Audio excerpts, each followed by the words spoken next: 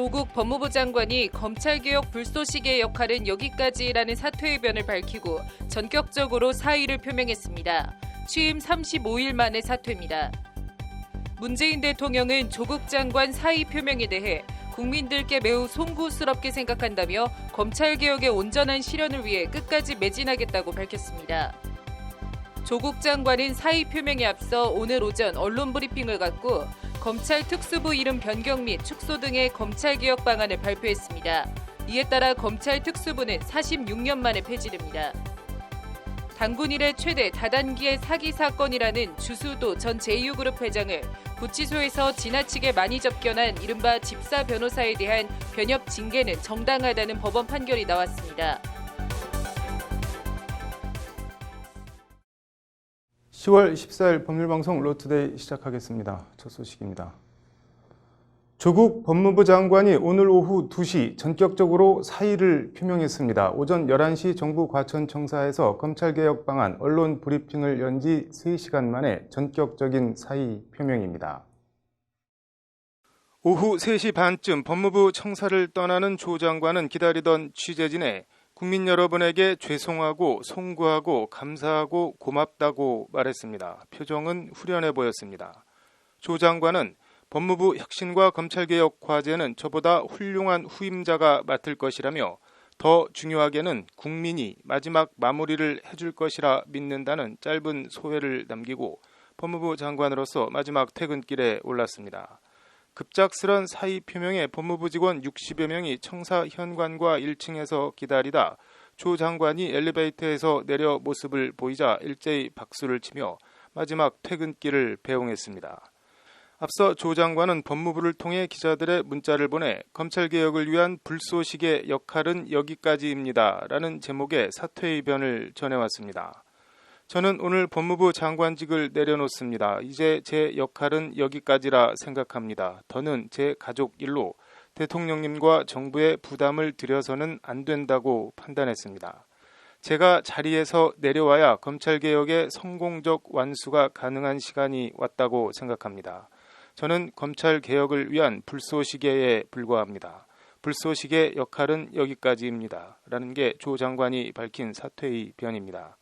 조 장관은 그러면서 이유 불문하고 국민들께 너무도 죄송스러웠다. 특히 상처받은 젊은이들에게 정말 미안하다고 말했습니다. 가족들에 대한 미안함과 안타까움도 가감없이 털어놓았습니다. 이제 모든 것을 내려놓고 인생에서 가장 힘들고 고통스러운 시간을 보내고 있는 가족들 곁에 있으면서 위로하고 챙기고자 합니다. 저보다 더 다치고 상처 입은 가족들을 더 이상 알아서 각자 견디라고 할 수는 없는 상황이 되었습니다. 인생에서 가장 힘들고 고통스러운 시간을 보내고 있는 가족 곁에 지금 함께 있어주지 못한다면 평생 후회할 것 같습니다. 라는 게 조 장관의 말입니다. 조 장관은 그러면서 온갖 저항에도 불구하고 검찰개혁이 여기까지 온 것은 모두 국민들 덕분이라며 검찰개혁 제도화가 궤도에 오른 것은 사실이지만 가야 할 길이 멀다며 흔들림 없는 검찰개혁 완수를 당부했습니다. 문재인 대통령은 조 장관 사퇴에 대해 결과적으로 국민들 사이에 많은 갈등을 야기한 점에 대해 매우 송구스럽게 생각한다면서도 검찰개혁과 공정의 가치는 우리 정부의 가장 중요한 국정 목표다. 온전한 실현을 위해 끝까지 매진하겠다고 밝혔습니다. 문 대통령은 조 장관이 사퇴 의사를 밝힌 1시간 뒤 주재한 수석보좌관 회의 모두 발언에서 저는 조 장관과 윤석열 검찰총장의 환상적인 조합에 의한 검찰개혁을 희망했지만 꿈같은 희망이 되고 말았다면서도 그러나 결코 헛된 꿈으로 끝나지는 않았다며 이같이 말했습니다. 조국 장관은 오늘 오후 전격 사퇴의변을 발표하기에 앞서 오전엔 정부 과천청사에서 언론 브리핑을 갖고 검찰 특수부 명칭 변경과 축소 등의 내용이 포함된 검찰개혁 추진 상황을 발표했습니다. 이 같은 내용이 담긴 검찰청 사무규칙에 관한 규정 개정안은 내일 국무회의에 상정돼 의결됩니다. 조 장관의 검찰개혁안 발표와 사퇴의 변, 함의를 짚어봤습니다. 앵커 브리핑입니다. 검찰의 특별수사부, 특수부라는 명칭이 처음 등장한 건 지난 1973년 1월입니다. 그랬던 검찰 특수부 이름이 46년 만에 역사 속으로 사라집니다. 조국 장관이 서울중앙지검과 대구지검, 광주지검 세 곳에만 특수부를 남기되 명칭을 반부패 수사부로 바꾸고 조직도 축소하는 특별수사부 명칭 폐지 및 축소안을 오늘 발표한 데 따른 것입니다. 조 장관은 검찰이 본연의 역할인 인권보호기관으로 거듭나기 위해서는 검찰의 직접 수사 축소가 반드시 필요하다며 이같이 발표했습니다. 조 장관과 현 정권의 검찰관을 은연중 드러내는 말이 아닌가 합니다. 검찰 직접 수사 총량과 인권보호가 상충된다는 시각, 후자를 강화하기 위해선 전자를 줄여야 합니다. 관련해서 조 장관은 명칭 변경을 통하여 그동안 특별수사부의 수사가 일반 형사사건과 다른 특별한 수사를 의미하는 것처럼 비춰졌던 잘못된 인식을 바로잡고 소수 특수부 중심으로 운영되었던 조직 문화를 형사부, 공판부 중심으로 바로 세우고자 한다고 강조했습니다. 역시 조 장관의 검찰 특수부에 대한 인식과 시각을 그대로 보여주는 말 아닌가 합니다. 엘리트 집단인 검찰 내에서도 성고를 자처하며 세상을 좌지우지할 수 있다는 오만함. 특수부 명칭 폐지와 조직 축소에서 눈에 띄는 강론은 두 가지입니다. 먼저 수사 대상을 검사장이 지정하는 사건으로 포괄적으로 규정하고 있는 현행 규정을 개정해서 공무원의 직무 관련 범죄, 중요 기업 범죄 등으로 구체화하였다는 점입니다. 지금처럼 검찰이 인지했다고 해서 뭐든 다 수사하지 못하게 제도로 통제하겠다는 겁니다. 다른 하나는 부패범죄 등 직접 수사의 개시, 처리 등 주요 수사 상황을 관할 고등검사장에게 보고하고 고검장이 사무감사를 통해 수사 상황 등을 점검할 수 있도록 한 부분입니다. 이렇게 되면 지검 특수부, 대검 반부패 강력부, 검찰총장으로 이어지는 특수수사 지휘 라인이 틀어지며 고검장이 새로 들어가게 됩니다. 고검장 권한을 강화해 검찰총장 권한을 분산시키겠다는 의도로 풀이됩니다. 당장 특수부를 대체할 반부패 수사부를 남겨둘 세 곳 가운데 서울중앙지검을 관할하는 서울고검을 제외한 대구지검과 광주지검을 관할하는 대구고검과 광주고검은 고검장이 공석 상태입니다. 지역별 배분이었다고 감안해도 영남권에서 규모가 훨씬 더 큰 부산지검이 아닌 대구지검에 반부패 수사부를 남겨둔 것에 대해 공교롭고 미묘하다는 해석이 나오는 이유이기도 합니다. 내년 3월 검찰 정기 인사에서 서울고검장이나 서울중앙지검장을 교체할 수도 있습니다. 조국 장관이 공언해 왔던 대로 법무부 장관이 실질적인 인사권을 행사한다면 극단적인 경우 윤석열 총장을 검찰 직접 수사, 특수수사에 관한 한 무늬만 총장으로 전락시킬 수도 있습니다. 그렇게 되면 윤석열 총장의 평소 캐릭터상 선택지는 결국 한 곳으로 귀결될 수도 있습니다. 장기적으로는 꼭 윤석열 총장의 검찰이 아니어도 해당 제도가 실행되면 검찰 특수수사 축소뿐 아니라 법무부 장관의 검찰 조직에 대한 영향력과 통제권이 강화될 수 있습니다. 조국 장관이 법무부 장관으로서 이런 취지의 고검장 인사를 한다면 야권과 검찰의 반발이 어떨지는 불을 보듯 뻔합니다. 검찰개혁 제도화가 궤도에 오른 것은 사실이지만 가야 할 길이 멀다. 이제 저보다 더 강력한 추진력을 발휘해줄 후임자에게 바통을 넘기고 마무리를 부탁드리고자 한다. 조 장관이 오늘 오후 밝힌 사퇴의 변입니다. 예사롭게 들리지 않습니다. 앵커 브리핑이었습니다.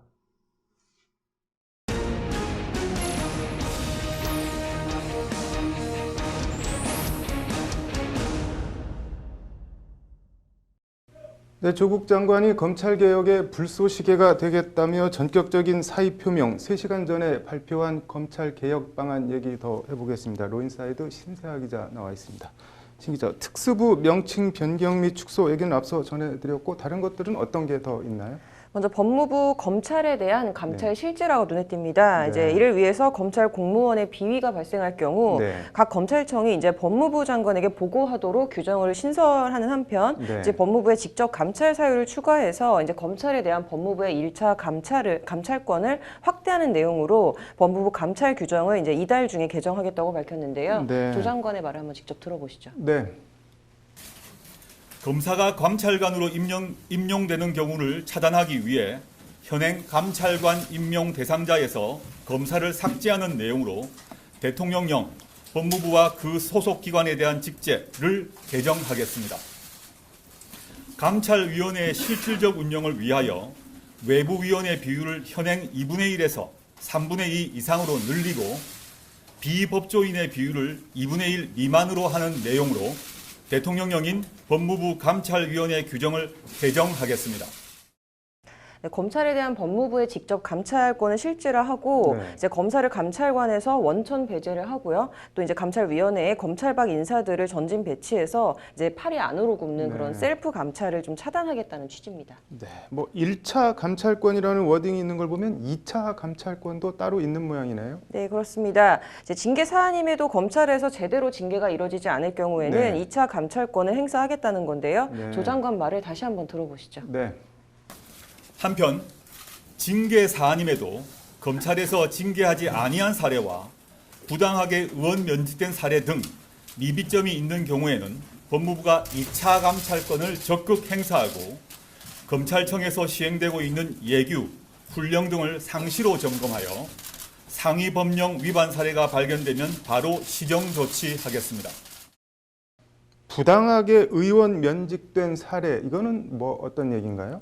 이게 약간 표현이 좀 꼬였는데요. 네. 이게 쉽게 말해서 이제 스스로 사표를 쓰고 그만둔다라는 뜻입니다. 네. 이제 비위 혐의로 감찰을 받거나 징계 절차에 착수할 경우에 그동안 이제 검찰에서 사표를 쓰고 나가는 경우가 많았습니다. 네. 그러니까 한마디로 아무런 제재도 받지도 않고 검찰을 떠나서 이제 뭐 변호사 개업 같은 걸 하는 건데요. 네. 이제 이런 의원 면직은 부당하다. 그래서 이런 잘못된 관행을 바로잡아서 비위 행위에 대해서는 이제 응분의 대가를 치르도록 하겠다라는 취지입니다. 네. 그래서 이를 위해서 앞으로는 이제 의원 면직 사유를 조회할 경우에 네. 해당 검찰청은 해당 사항이 있을 경우 비위 사실 조사 중이라고 이제 회신하도록 의무화를 해서요. 네. 비위 혐의자의 의원 면직을 엄격히 차단하겠다는 규정입니다. 네. 조 장관은 오늘 개혁안을 발표한 뒤에 이제 대한민국의 모든 권력은 국민으로부터 나온다라는 이 헌법 정신을 언급하면서 네. 이제 그 어떤 권력도 국민 위에 있을 수는 없다. 이제 국민을 위한 국민 중심의 검찰 조직 문화가 반드시 정착이 되어야 한다라고 강조를 했습니다. 네. 뭐 후임 장관이 누가 오는지 어떻게 처리를 하는지 지켜봐야겠네요. 오늘 잘 들었습니다.